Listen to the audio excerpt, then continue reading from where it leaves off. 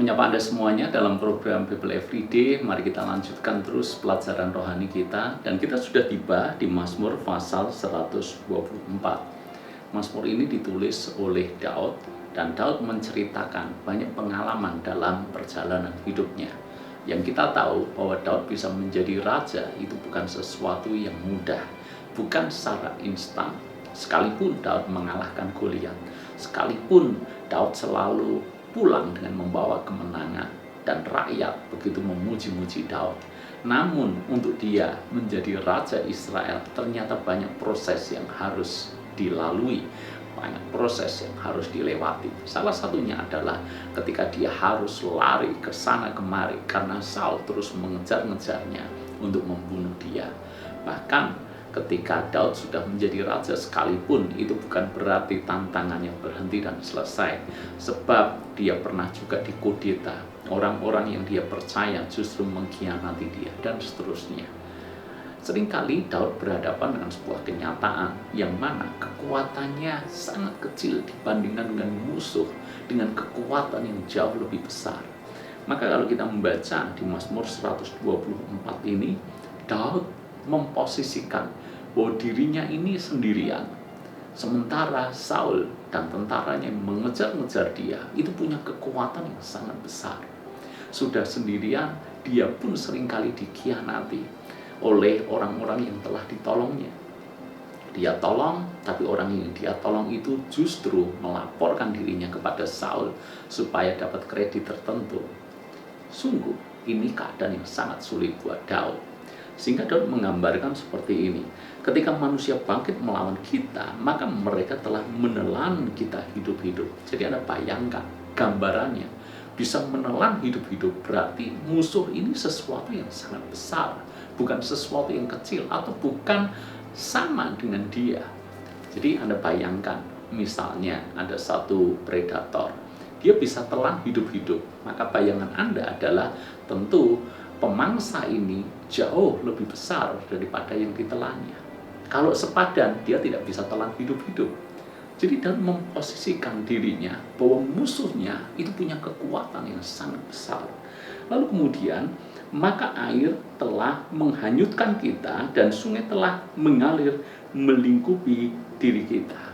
Bukan sekedar air biasa, tapi air yang bahkan telah menghanyutkan.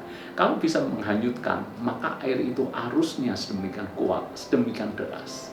Kurang lebih itulah penggambaran Daud tentang musuh yang dihadapinya. Secara manusia, sangat sulit bertahan dalam situasi seperti itu. Tapi inilah yang dikatakan oleh Daud. Ayat yang pertama, jikalau bukan Tuhan yang memihak kepada kita. Ayat yang kedua diulang lagi, jikalau bukan Tuhan yang memihak kita. Ayat yang 7, jiwa kita terluput seperti burung dari jerat, penangkap burung, jerat itu telah putus dan kita pun terluput. Pertolongan kita adalah dalam nama Tuhan yang menjadikan langit dan bumi. Kesimpulannya sederhana, jika Tuhan tidak memihak Daud, Daud sudah tertangkap, Daud sudah tewas lama sekali sebelum Mazmur ini ditulis.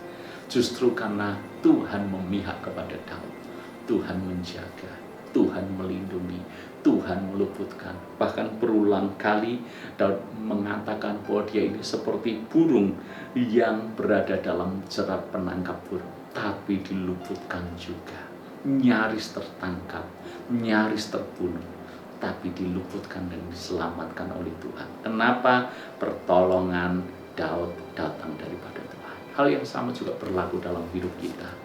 Mungkin ada banyak orang tidak menyukai Anda. Mungkin ada begitu banyak orang yang iri dengan Anda.